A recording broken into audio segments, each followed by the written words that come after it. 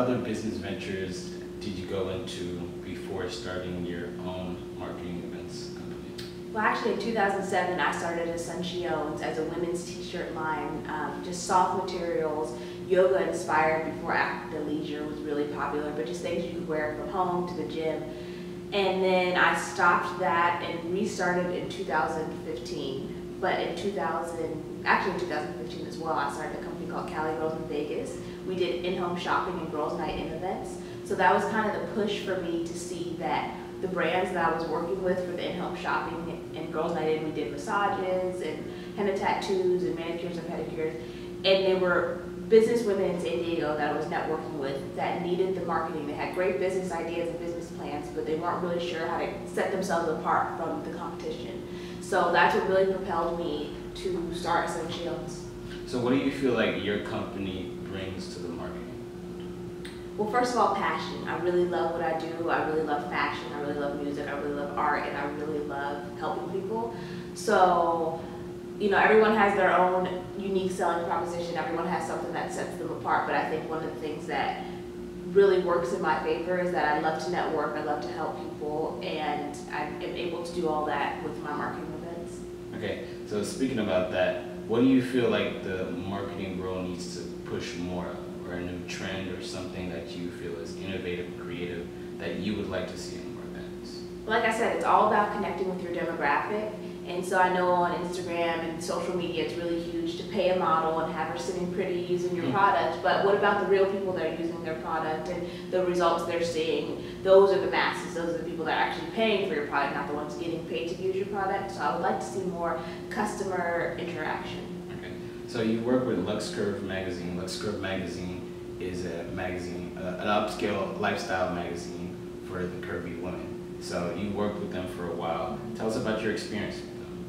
I love Luxe Kurves. I actually met the owner, Brandy. We're both residing in San Diego now, and she had been to one of my events and had seen what I do, and we talked, and I really loved her message and everything that Luxe Kurves stands about, plus size fashion. It's a huge industry, and people sweep it under the carpet like it's going to go away, but women of all sizes are beautiful and they should be celebrated, and Luxe Kurves does that in a great, fun, and upscale and trendy environment.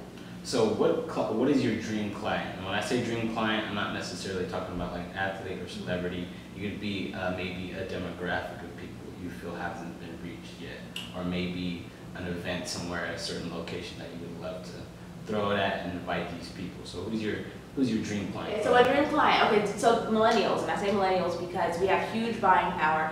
Our parents gave us money to spend, and now we're really pushing hard to make our own money. So we're the next, big spenders in the world. And everyone thinks that we are this narrow-minded, like just social media, very confined group, but we're not at all. We're actually really entrepreneurial. We're really trying to make a change, and it's not going to be maybe saving global warming, but we're doing things in our generation to try to better for our generation. So I think that they haven't really found the key to connecting with us, because it's not just about screens. We are social. They think all we do is text message, but we do still get together with our friends.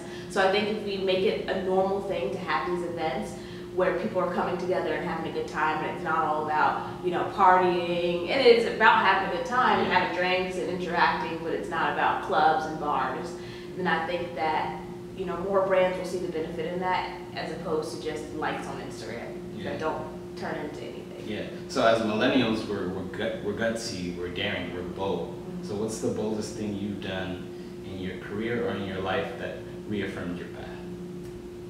Everything that I've done in my life has led me to where I'm at. I have to say that. And the boldest thing I've ever done is just believe that everything I'm going through will help me in my future. So I graduate college with my bachelor's in marketing this year in 2016. So that will definitely be the boldest thing. It was such a challenge for me going back to school after 12 years. I have a 4-year-old son. So to keep track and focus and pass, I didn't fail any classes. That was bold. And finally, where can people reach you? You can find me on Instagram at ASUNSHEOWNSSD. And that's probably the best place to connect. My email is on there, and I follow back. All right, Evan Jackson here for Young, Bold, and Regal, and it was a pleasure talking to Akeyla. You can check out our interview, youngboldandregal.com, youngboldandregal on Tumblr, on Pinterest, on Snapchat, Instagram, Twitter, Facebook. It was a pleasure, guys. See you later. Peace. Bye. Thank you. Love him.